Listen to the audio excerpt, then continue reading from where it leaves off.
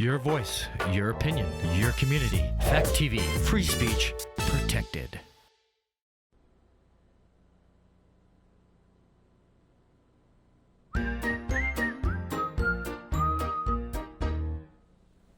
Well, greetings, everyone. Welcome to Heartline Ministry. Did you know that God's delay does not necessarily mean a permanent no? We're going to talk about that in a few moments.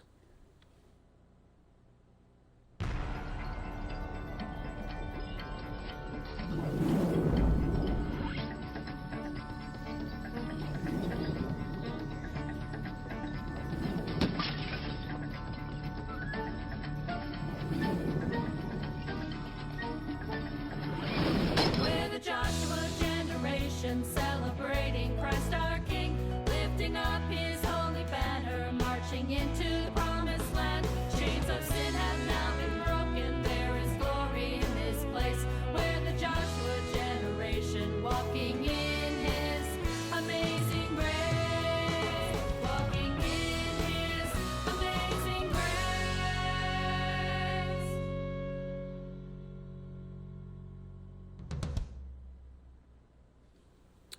Well, once again, greetings, everyone. You are tuning in to Heartline Ministry. I'm Pastor Harold Noyes, pastor of the Community Christian Church located in Athens, Vermont. Next to me is my co-host, Pastor Timothy Golden. He's pastor of Life on Main in Charlestown, New Hampshire.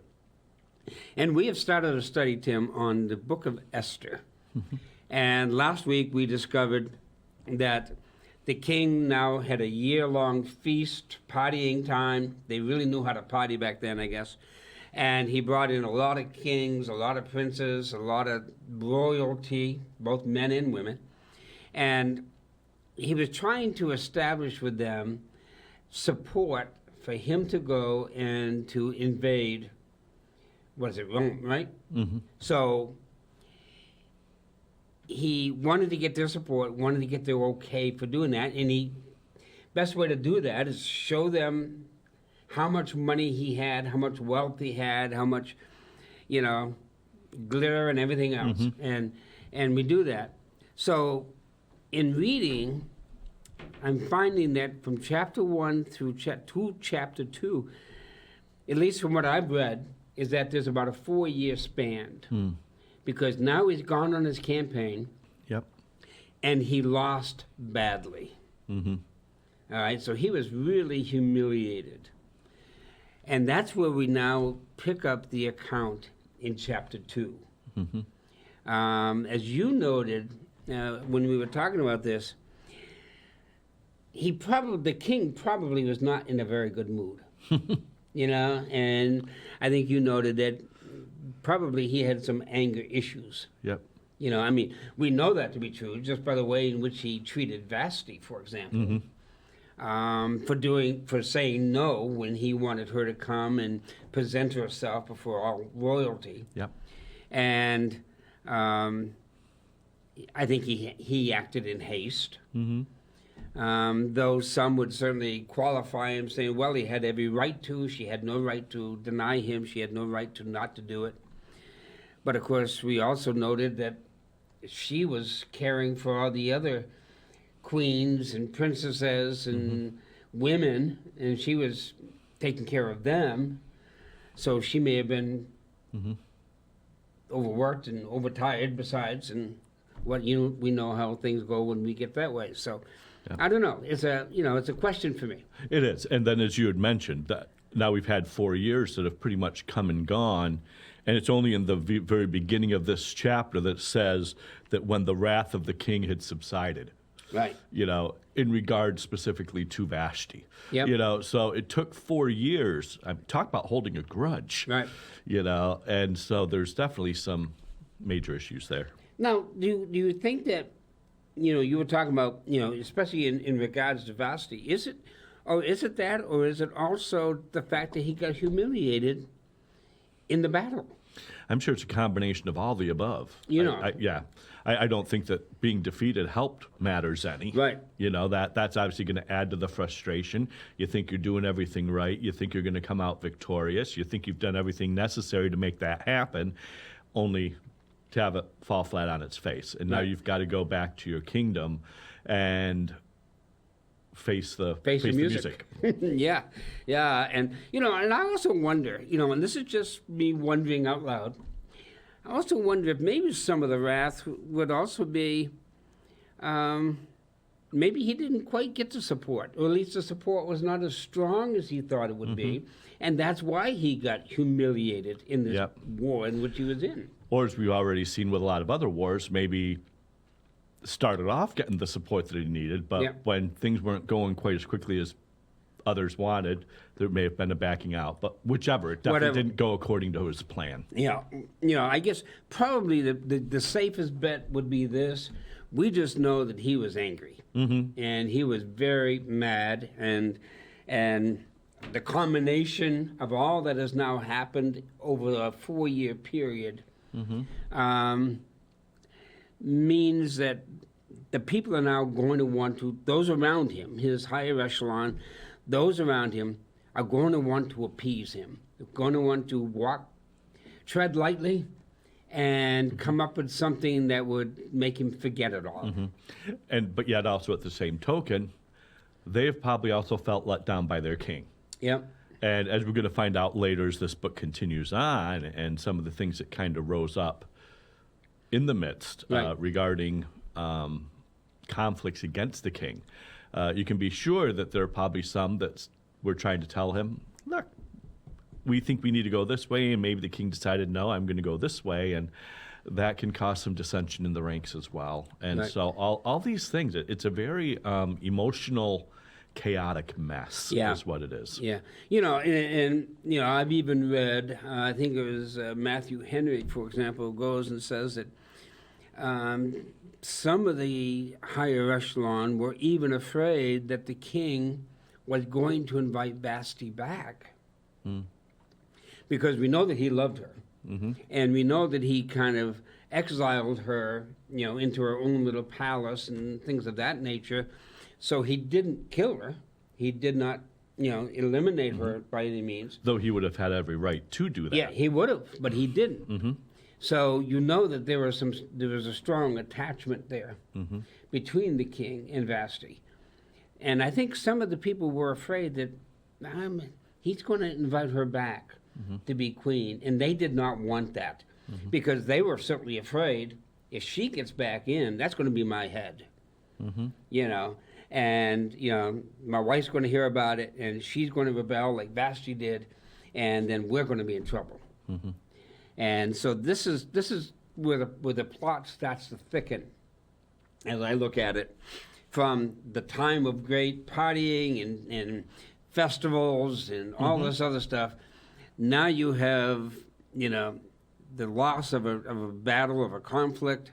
The king is now back on the throne, and what's going to happen? And to me, this is where we pick up the whole account. Yeah. So why don't I open in prayer, and then we're going to go through chapter 2, and there's 23 verses to it. Some of the verses are repetitious, so we may not do 20, verse by verse, but as far as to be able to go through the account, chapter 2, and see what God has in store for us. So I'm going to open in prayer, and then I'm going to have Tim read chapter 2. Father, we thank you so very much, Lord, just for the fact that you rule and that you overrule, and that you have a plan.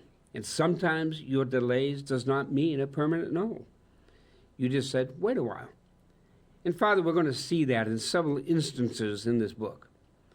So Father, open up our hearts, open up our minds to see what you have for us today and how we can apply this to our very walk of life today in Christ Jesus. So Lord, bless our time, use it for your glory, and we thank you in the name of Christ. Amen. Amen. So let's read the word together. After these things, when the wrath of King Ahasuerus subsided, he remembered Vashti, what she had done and what had been decreed against her. Then the king's servants who attended him said, let beautiful young virgins be sought for the king, and let the king appoint officers in all the provinces of his kingdom, that they may gather all the beautiful young virgins to Shushan, the citadel, into the women's quarters, under the custody of Hegai, the king's eunuch, custodian of the women, and let beauty preparations be given them. Then let the young woman who pleases the king be queen instead of Vashti. This thing pleased the king, and he did so. In Shushan the citadel, there was a certain Jew whose name was Mordecai, the son of Jair, the son of Shimei, the son of Kish, a Benjamite. Kish had been carried away from Jerusalem with the captives who had been captured with Jeconiah, king of Judah, whom Nebuchadnezzar, the king of Babylon, had carried away. And Mordecai had brought up Hadassah, that is, Esther, his uncle's daughter, for she had neither father nor mother. The young woman was lovely and beautiful. When her father and mother died, Mordecai took her as his own daughter. So it was, when the king's command and decree were heard, and when many young women were gathered at Shushan the citadel under the custody of Hegai, then Esther also was taken to the king's palace, into the care of Hegai, the custodian of the women. Now the young woman pleased him, and she obtained his favor, so he readily gave beauty preparations to her, besides her allowance. Then 7 choice maidservants were provided for her from the king's palace, and he moved her and her maidservants to the best place in the house of the women. Esther had not revealed her people or family, for Mordecai had charged her not to reveal it. And every day Mordecai passed in front of the court of the women's quarters to learn of Esther's welfare and what was happening to her. Each young woman's turn came to go in to King Ahasuerus after she had completed 12 months' preparation, according to the regulations for the women. For thus were the days of their preparation apportioned, 6 months with oil of myrrh, and 6 months with perfumes and preparations for beautifying women. Thus prepared, each young woman went to the king, and she was given whatever she desired to take with her from the women's quarters to the king's palace. In the evening she went, and in the morning she returned to the second house of the women, to the custody of Shashgaz, the king's eunuch who kept the concubines. She would not go in to the king again unless the king delighted in her and called for her by name. Now when the turn came for Esther, the daughter of Abihail, the uncle of Mordecai, who had taken her as his daughter, to go in to the king, she requested nothing but what Hegai, the king's eunuch, the custodian of the women, advised. And Esther obtained favor in the sight of all who saw her. So Esther was taken to King Ahasuerus into his royal palace in the 10th month, which is the month of Tebeth, in the 7th year of his reign. The king loved Esther more than all the other women, and she obtained grace and favor in his sight more than all the virgins. So he set the royal crown upon her head and made her queen instead of Vashti. Then the king made a great feast, the feast of Esther, for all his officials and servants, and he proclaimed a holiday in the provinces and gave gifts according to the generosity of a king. When virgins were gathered together a second time, Mordecai sat within the king's gate. Now Esther had not revealed her family and her people, just as Mordecai had charged her, for Esther obeyed the command of Mordecai as when she was brought up by him. In those days, while Mordecai sat within the king's gate, 2 of the king's eunuchs, Bigthan and Teresh, doorkeepers, became furious and sought to lay hands on King Ahasuerus. So the matter became known to Mordecai, who told Queen Esther, and Esther informed the king in Mordecai's name. And when an inquiry was made into the matter, it was confirmed, and both were hanged on the gallows, and it was written in the book of the Chronicles in the presence of the king. Wow. So a lot is happening now here in chapter 2. And once again, we'd said that, the king had just gotten off a bad war. Mm-hmm. He'd come back, and his people apparently had decided, okay, we got to do something to satisfy the king. So we're going to have another, I wouldn't call it a party, I guess, like the feasting in chapter 1. But it was a year-long search now for the queen. And all the governors and kings and everybody rounded up all the young virgins and brought them to the castle, or had them come to the castle or to the palace. I look at that and say, wow, that's crazy. but that was the thing in the culture of that day, I guess, and that is what happened. So, I mean, I look at this and say, wow, I mean, I can't fathom it. But, Yeah. Yeah, and I'm sure there's a lot more that was going on. I mean, as we know, not just from our generation, but as you look back throughout the generations, and I'm sure was the case here, politics is politics. Yep. And she's coming to represent. She doesn't carry the same level of authority as the king has, obviously, especially that day when women were not considered on equal plane. But still, she was queen. And so there were certain requirements in the way she conducted herself, much as there are with kings and queens or even presidents and first ladies in our country. There's certain ways they're expected to conduct themselves. And so you're talking about bringing somebody that is not and has not been part of the royal family, somebody that's a commoner, because it's from these people are coming from all over the country. And they're being brought into this palace. They have no idea of how to act like royalty. And so in addition to learning to smell like royalty, you had to learn to really permeate royalty even in your persona, in the way you conducted yourself, in the customs, in mannerisms, in tone, all of that stuff, the way you conducted yourself in the presence of the king. Right. All those things had to come into play. So it was going to take quite a while to teach and train these women in these manners. And one of the things that I thought was very interesting in my studies of this is that so many of the commentators were saying this is not just a beauty contest. Right. A beauty contest would simply go like we have, the contest for Miss America and all the others, Miss USA and all, that, they go and they have maybe 4 or 5 things that they have to do, the evening gowns and the swimsuits and all this other stuff. And, they're judged on that. But as you have pointed out, this is going to be a teaching, a changing, even of her very character, as to how she responds to others in royalty, how she responds to the king and in front of the king. And I have to give the king credit, and this goes back to chapter 1, because even when he was feasting, he not only did it for royalty. It says he did it for everybody. Yeah. So he even gave gifts to his people, to his subjects. Yeah. So he was a very generous king. There's no doubt about that. And it talks about the generosity of the king here. And, that's one thing we can say about him is that he was a very, very generous king to everybody, not just to those of royalty or those of another estate. So we go on here, and Tim, as we read these things, when the wrath of the king was appeased, he remembered Vashti and what she had done and what the decree against her. So I don't know. I have trouble with that verse because I like to think that, maybe he was reconsidering. Maybe he was saying, I don't think I treated her very well. Because he goes and he talks about, and what was decreed against her. So I'm wondering if he's having second thoughts. And once again, maybe not, maybe he is. We don't know. It doesn't really tell us. But, if he has the generosity that chapter 1 talks to us about, and the generosity that we're going to find out here in chapter 2, maybe he's having second thoughts. Well, and I don't think that's far-fetched because, again, how much time has gone by? It's been 4 years.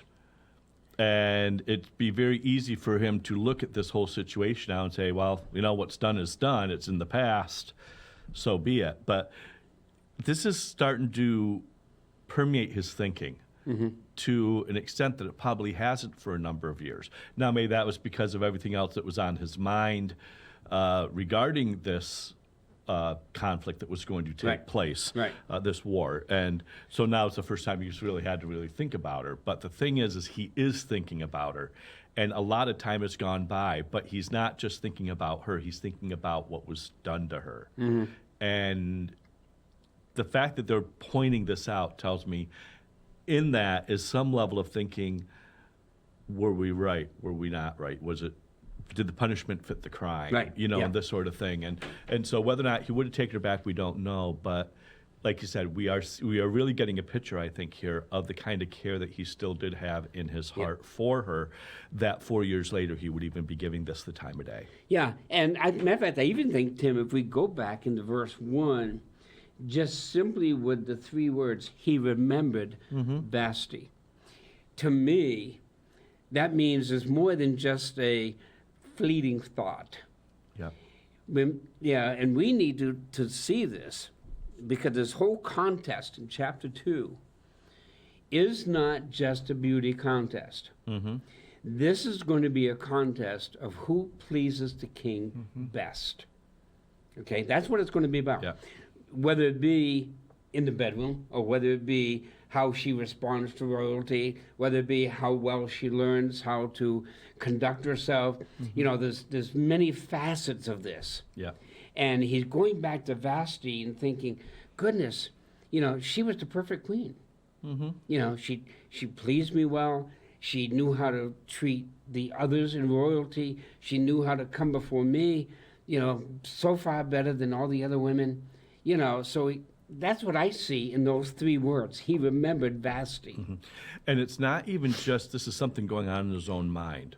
Because again, let's look at context. 4 years. Yep. He is now all of a sudden remembering her. He's putting thought into this. Oh, all of a sudden, also, these 4 years later, apparently hasn't been a topic of discussion for 4 years. Yep. But all of a sudden, isn't it interesting that at the time that he's remembering, his closest attendants make a recommendation, let virgins be brought. So you know this isn't just remembering here. He's verbalizing this. Yeah. To those that are around him, to those that were his closest attendants. He is somehow processing this to the point that they feel like they need to make some sort of a recommendation here now that they haven't had to make before. Yeah. You know, and I'm wondering, you know, now there's going to be a year.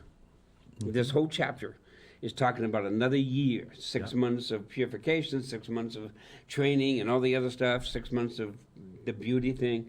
So it's a whole year. And that's why we came up with the statement, you know, God delays does not mean a permanent no. At least not, you know, generally speaking, it doesn't.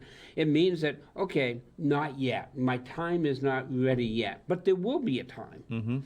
You know, and it's just like maybe some things that some people, you know, that folks that are watching, some things they've been praying about, but God doesn't seem to have answered yet, and God doesn't seem to have really taken care of that problem or that situation. Don't take it as a permanent no. I think what we need to do is we need to sit back and say, okay, everything happens in His perfect timing. And we're going to see that in this. God's perfect timing.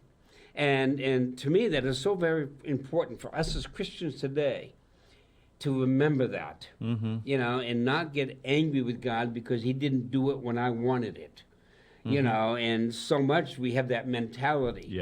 God, I want it, and I want it now. And, you know, and God's going to stand back and say, no, I'll do it. You know, I can take care of this when I want to take care of this. And it's not, and I think that, and this is a picture we see here, is it's not like, okay, bring all these women in, and now we're just going to have them sit back, and a year from now, I'll make a decision. This year that they are not in that calling, right? Or that things have not seemed to really progress to any definitive decision. It was still a time of a lot of activity. It was a lot of time of preparation. It was still the things that this eunuch was having them do were things the king was checking in with this eunuch periodically. Where are things at? How are things going? And so it's a very active time. The culmination may not have happened of what they were there to do and wouldn't for another year. But everything that was going to happen that year was all leading to that. And so I think sometimes we get this attitude of, I'm at point A, I want to be at point B. But we forget there's a lot of subpoints in between A and B that need to really come to fruition. Sometimes there's things outside of us that God has to orchestrate to prepare for us to be able to be in that realm.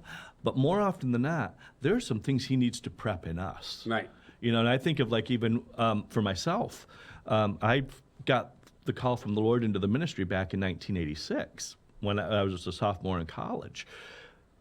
But it wouldn't be until 1997, some 11 years later, that I would find myself actually in a pastoral role. Mm-hmm. But I will tell you, that whole 11 years, there was no idle time. Yep. God, and there were times I thought was idle because it's like, he'd have me at this church and I'd be doing worship leading, or, I'd be at this church and I was, doing, heading the missions department or whatever the case was. And it's like, okay, God, these things are not this is not being a pastor. But in hindsight, it's like, oh, yes, it is. Yeah, right, because right, all right. the things he was teaching me over the course of that time were things that were necessary before he could fully place me in that role. But he wanted to take me through not just 12 months, but 11 years of preparation Yep. before he could say, okay, now you're ready. And now let's step into it. But now I look back on those 11 years, even though it seemed like an eternity back then, I look back on those and I thank God so much that he gave me those years Right. to learn outside of the actual pastoral role. It was such a mark of his grace. That's why I think that, it's so interesting for us to understand, and I think all of us need to understand this, those who are watching as well as Tim and I, that God has a process that he follows, so that he does, to prepare us into the roles in which he has called us. Patty and I saw the same thing as you did. My previous churches, both my wife and I can look back at our previous pastorates and say each one was preparing us for Athens, for what we're doing now and how God is working now. And we can see his steps, his stepping stones, if you will, in our life. And we're seeing that same process worked out here, that there was a process in which they had to go. So in verse 2, the king's servants said, okay, we're going to go find beautiful young virgins, and they're all for the king. So the king appointed officers. Now, these are going to be people who know the king very personally. They know his needs, they know his wants, they know all these things about him, and they're going to go all around the provinces to find and to pick out these young women. I find it interesting that, some of my commentaries, and I think it was like Matthew Henry and maybe even J. Vernon McGee, in particular, those two guys, were saying that, I can imagine for that next year that there's a lot of young women, either they went and they got married because they didn't want to go through this process, because they knew, as we're going to come out here, they knew that it was only going to be like, if they went in and they were rejected, it was a one-night stand. That's it. And they would have no more contact with the king. So they're going to go through all of this and this arduous work just for a few moments of glory. And I can imagine a lot of virgins, a lot of fathers, a lot of mothers did not want their young girls to have to go through that process. Oh, it would be nice if they were the one, but they are the one out of how many are going to be brought, Yeah. And there could have been hundreds, could have been thousands, I don't know. But would we want our daughters to go through that? Well, and as we can see from chapter 1, the provinces of his kingdom stretch a large area. And so there were not just going to be a handful of people. Your chances of being picked were very much slim to none. Right. And once again, so I think that there are certainly some that would go and, say, hey, I know Bobby down the road and he's single and he's kind of gave me the eye. Well, I'll go entice him to marry me, that kind of thing, just so that I would not be chosen, to do this. So I think that you had some of that playing a part, so that the king appoints officers in all the provinces, and like you say, it is a massive landmass that they have to go. of his kingdom, that they may gather together all the fair young virgins under Shushan the palace, to the house of women, unto the custody of Hegi, and the king's chamberlain, keeper of the women, and let their things for purification be given them. So he's going to provide everything. He's going to provide the chamberlains, and he's going to provide the maidens, and he's going to provide everybody to do all this.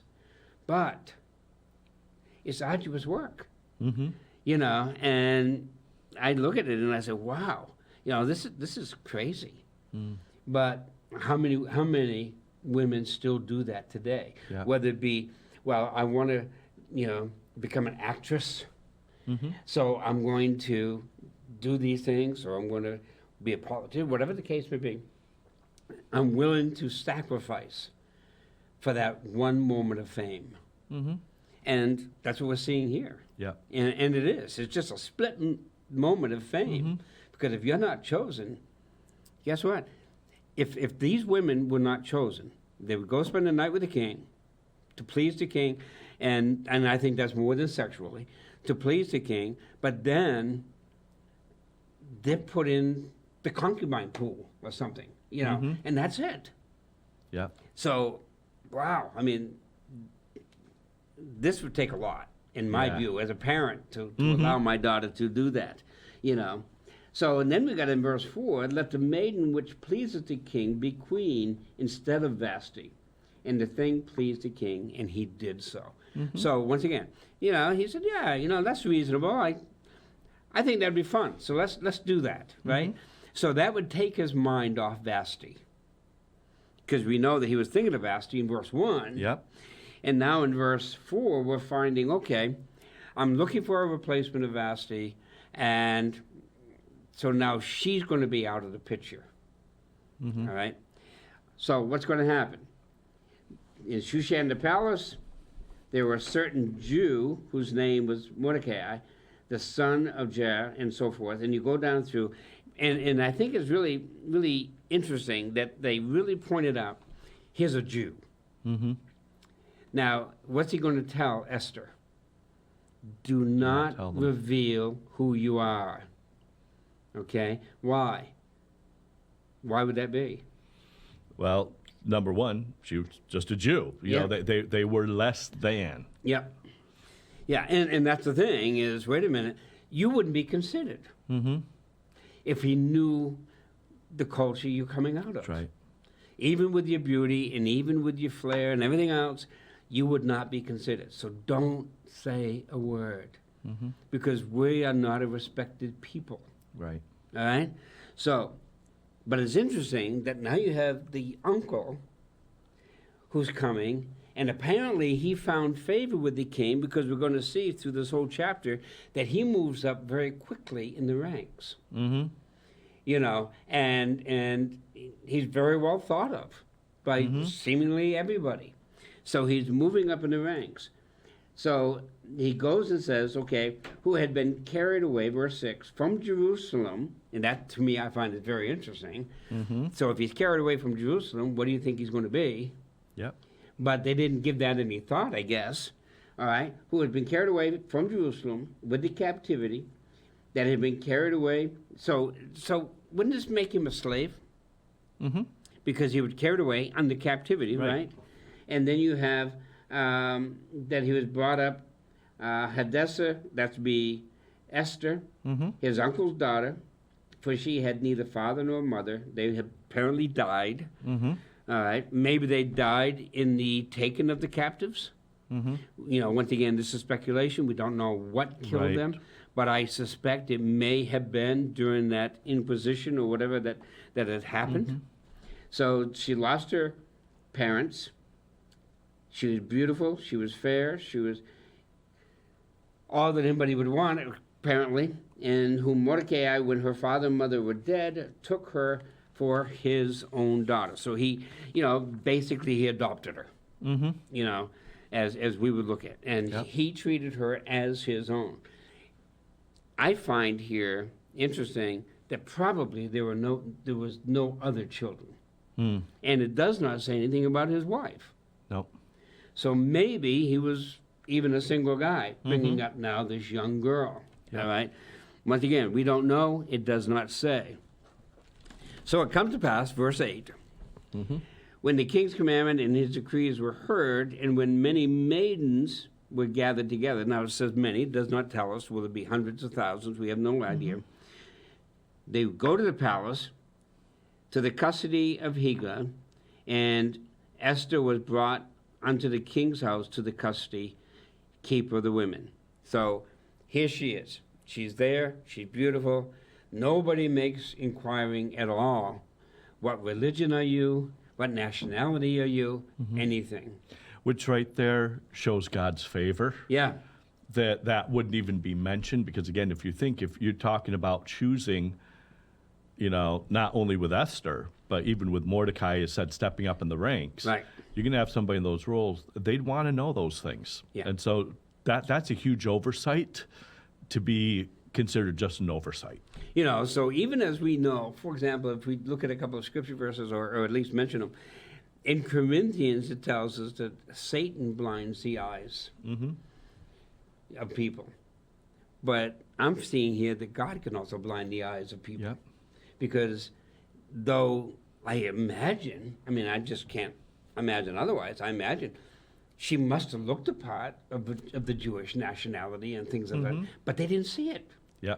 Either they didn't want to see it or God, once again, just kind of put a gloss over their eyes so they were not able to see it. Whatever the case, God rules and he overrules. That's right. And we're seeing that in this because they don't seem to be cognizant of the fact that she's Jewish or that Mordecai is Jewish. Which just to show you the level of God's involvement in the whole process. Yeah. How tuned in he is to everything that's going on, not just the final moment of her becoming queen, but setting the stage for that to happen. So now what happens is she goes amongst all these women, right? And the keeper of the women finds favor in Esther. Of all the other beautiful women around, she's the one, according to verse 9, she pleased him. Now the him is who? The keeper of the women, right? And she obtained kindness of him, and he speedily gave her the things for purification, with such things as belonged to her, and 7 maidens, which were meant to be given her out of the king's house, and he preferred her and her maids unto the best place of the house of the women. So she was given priority, right? So once again, you're seeing how God rules and overrules, how God sets this process in where, she's found favor. Yep. And I'm sure that when he goes before the king, and I'm sure the king calls him in often, how's the process going? Do you have anybody? And all of this, I'm sure that he's saying to the king, well, I got one that I'm bringing up that I really believe you're going to find favor in, over above all the others. So he's prepping the king, I see, in all of this.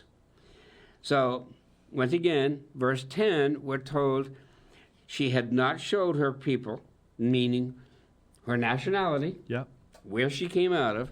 She had not showed her people, nor her kindred, for Mordecai had charged her that she should not show it. Once again, we are going to find out towards the end of this book why this is so important. Right. Because if he'd done it now, she probably would be taken out of the process. But God sees favor in her, and God has a process and says, no, don't show it now, because things are going to culminate where you're going to have to show it.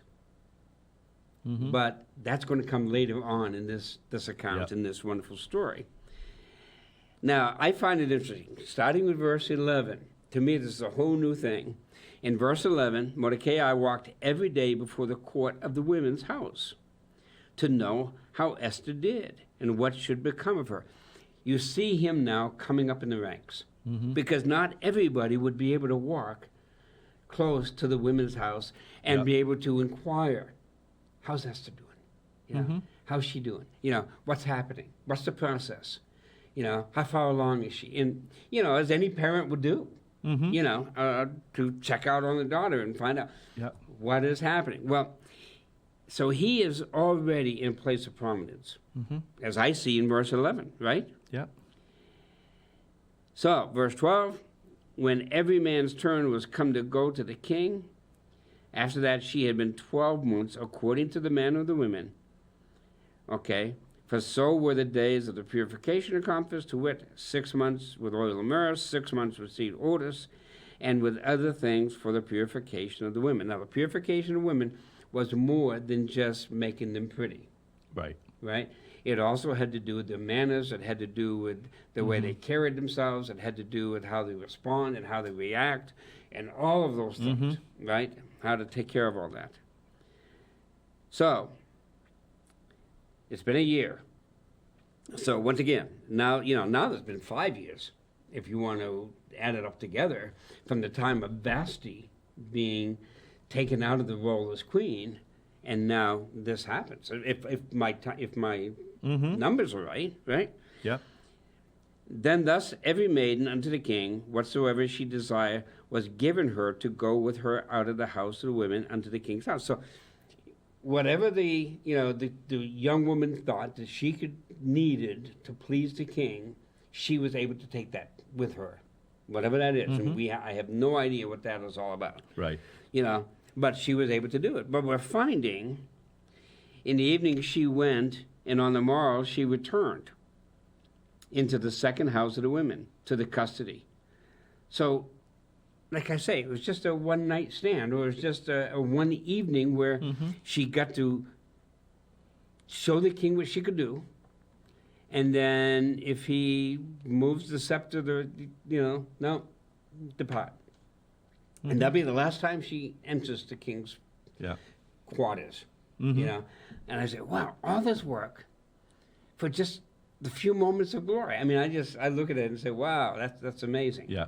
And I just find it really also amazing how we're not given details of anything that takes place. Now, one can imagine, okay, you come into the king's palace in the evening and you go home in the morning. Yeah. It implies some things. Right. But here's my issue with that. Usually everywhere else in Scripture that you see something of this nature, if there is a laying with, or then, as they would often say, he knew her, right, which would mean the same thing. We don't hear any of that here. So did that even take place? We don't know. Have no idea. It would appear on the surface of just what you think of regarding the time of day that's probably may have been what happened.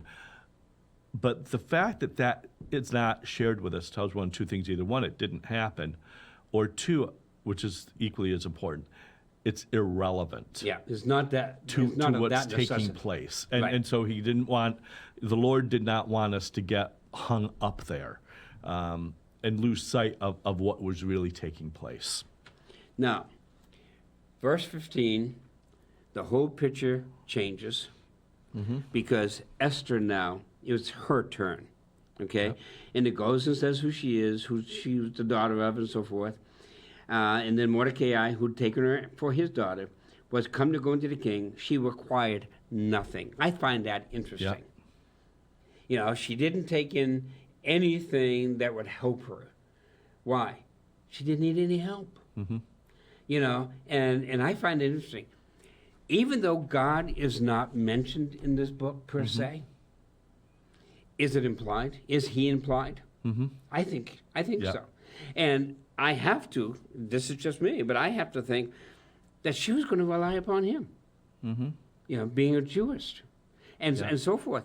I'm going to rely upon my God. If it's what he wants, great. If it isn't, fine. I'm going to go as I am. What you see is what you get. That kind of thing. Yeah. And that's how I see that in verse 15, because she required nothing but that Haggai, the son of the king's chamberlain, the keeper of the women, appointed, and Esther obtained favor in the sight of all them that looked upon her. Now, upon the sight of all that, that's everybody up to this point, right? However, if they all found favor in her, it's probably more likely that the king will too. Because he depended upon their opinions, Yep. I would think. Well, we see that throughout chapter 1 and even thus far Yeah. into chapter 2. Just the fact that he is not, we never see him exercising his authority apart from counsel. Right. You know, every decision that he's made has always been at the advice of those that are around him. So there's a great level of respect Yep. for the opinions of those that he has in his court. Yeah, so he's not a one-man show as far as that is concerned. I mean, he did like that.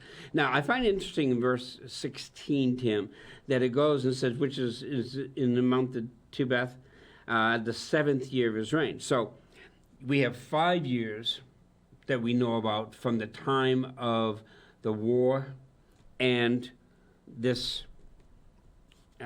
choosing of a queen. So that would mean, if you go back to it, that probably Vashti was queen for about 2 years. You know, because this is 7 years of his reign.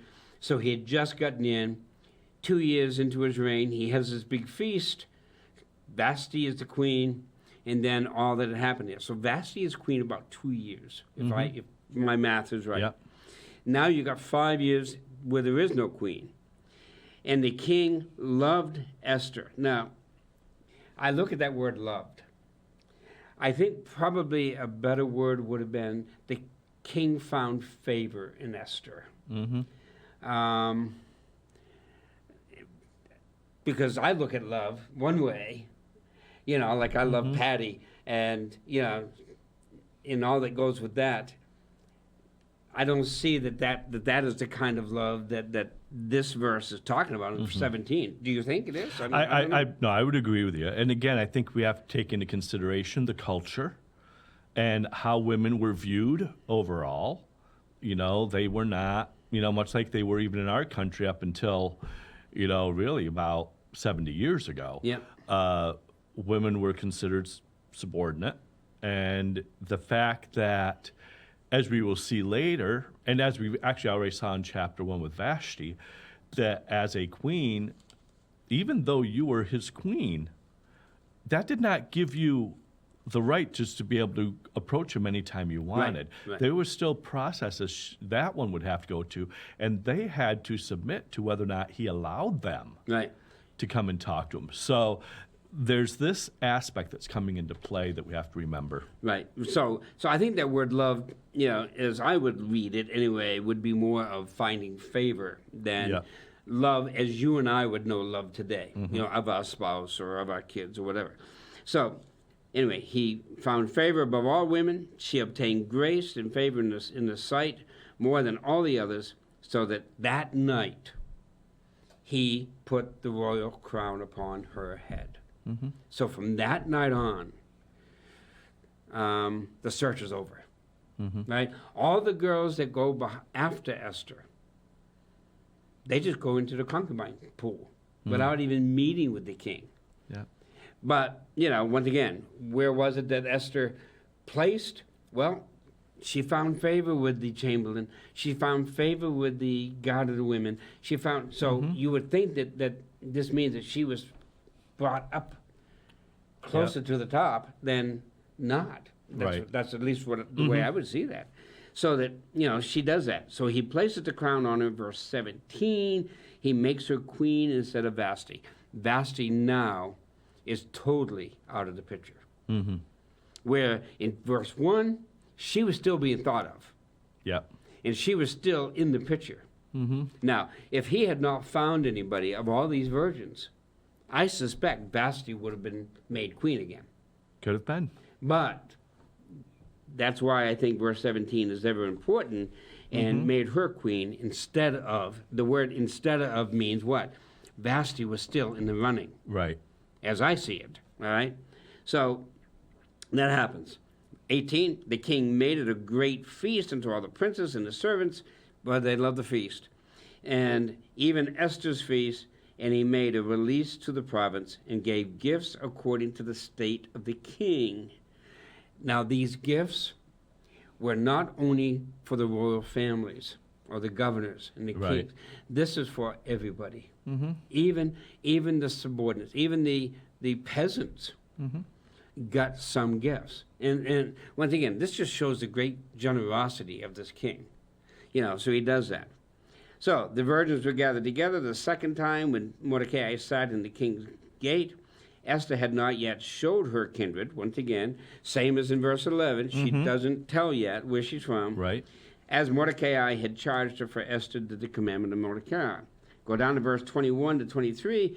In those days, while Mordecai was now he's sitting in the king's gate.